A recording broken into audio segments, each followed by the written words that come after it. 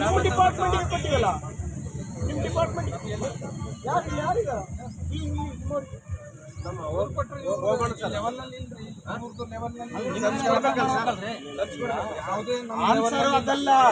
Answer ಅದಲ್ರಿ ನಿಮ್ದು, ನಿಮ್ಮ answer ಅದಲ್ರಿ.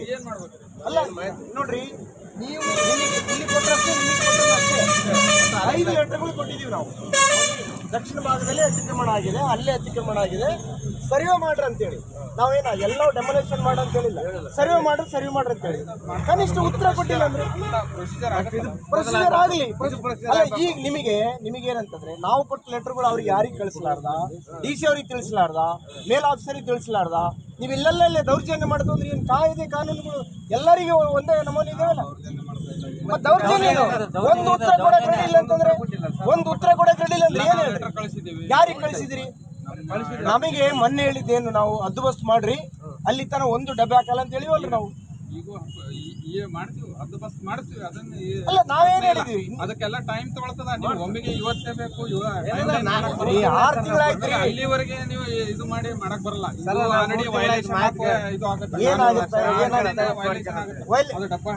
Correct ರೀ, ಅದನ್ನ ಉತ್ತರ ಕೊಡ್ಬೇಕಲ್ಲ ನೀವು.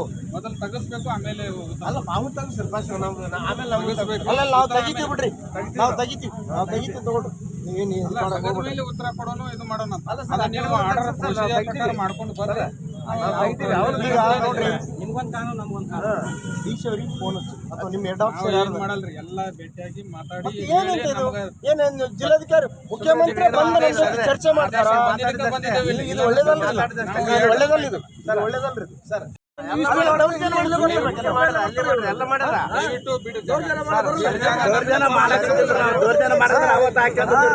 ದೌರ್ಜನ್ಯ ಮಾಡಕ್ಕಿಂತಿಲ್ಲ ನಾವು, ಯಾಕಂದ್ರೆ ನಿಮ್ಗೆ ಮರದಿ ಬಡವರು ಬದುಕಬಾರ್ದು ಅಂದ್ರೆ ಗೌರ್ಮೆಂಟ್ ಜಾಗದಲ್ಲಿ ಬಡವರು ಬದುಕಬಾರ್ದು ಏನು ಹೇಳ್ತಾರೆ.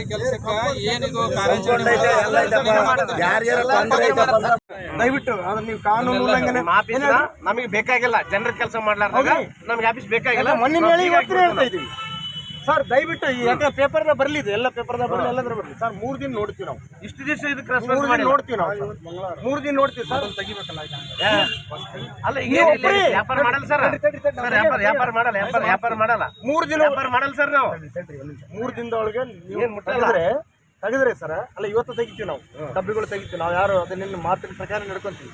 3 ದಿವಸದೊಳಗಡೆ ನೀವು ಅಳಿಕೆ ಮಾಡಿಸಿಲ್ಲ ಅಂದ್ರೆ ನಾವು ಇವತ್ತಂತ ಹೇಳ್ಬೇಡ್ರಿ, ಈಗ ತೆಗಿಯೋ ಸ್ಟಾರ್ಟ್ ಮಾಡೋಣ.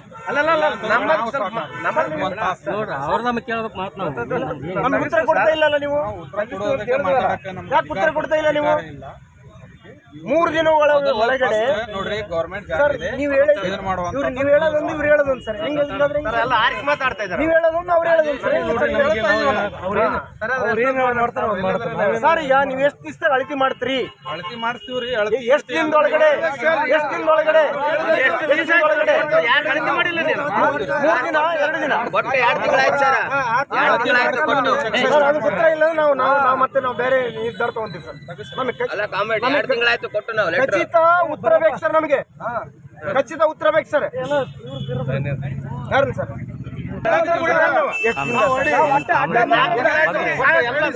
ಕಾಗದ ಪತ್ರ ಕೊಟ್ಟು